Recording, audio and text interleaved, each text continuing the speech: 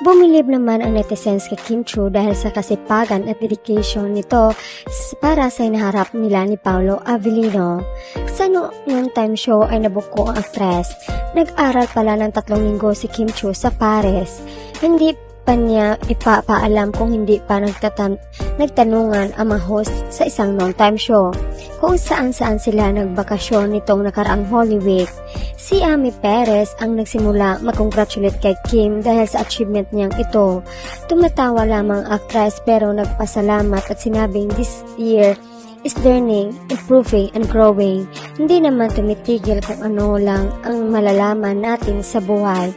Nang tanungin ni Vong Navarro kung ano ang pinag-aralan ni Kim, sinabi nito sa marketing purposes daw para sa future at tungkol sa business. Heto naman komento ng netizens. We are so proud of you, Kemi. Nothing wrong for self-knowledge and improvement. Bringing out the best in one is a sign of caring without insecurities. Di nila kaya magkahiwalay ng matagal kaya habang nag-shooting si Paolo, nag-aral naman si Kim. Basta magkasama, iba talaga ang Kim Pao, in love na in love. Plano nila ni Pao yan para magkasama niya si Kim sa France. Yung sinabi ni Sir EJ na may training si Kim at bakasyon na rin. Medyo may pagka-char yun.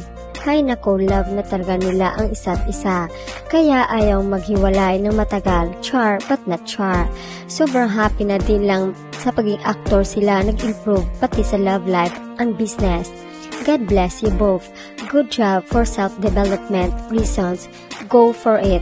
Congrats Kim, mas maganda ang ginawa.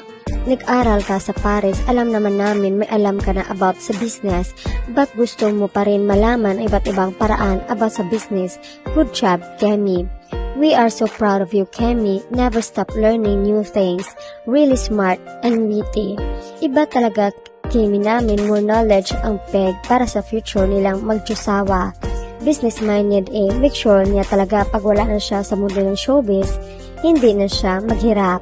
Of course, bago gawin ni Pao ang shooting, nilangin na din, plano na silang dalawa dyan. Pinag-usapan na nila kung anong magiging setup, backlog projects kasi ni Pao yan na nasagasaan ng pandemic at yun lang. I think so, soon need tapusin na para wala nang sagabal sa mga susunod na gawain ng Kim Pao. At dahil ang mantra ni Pao ay You Beside Me, need ni Kim pumuntang Paris and to think na magstay siya doon ng 3 weeks. Sayang ang mga araw na wala siyang gagawin habang nasa shoot si Pao. Masipag ng ating chinita, no idle time, ika nga. So need niyang gumawa ng mga bagay na kapaki-pakinabang. Nakapag-aral na siya, naalagaan pa niya si Pao. Ang saya, diba? Josawa coded, ako lang to.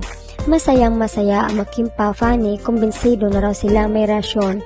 Ang dalawa at ang gusto nila ay pribado lamang.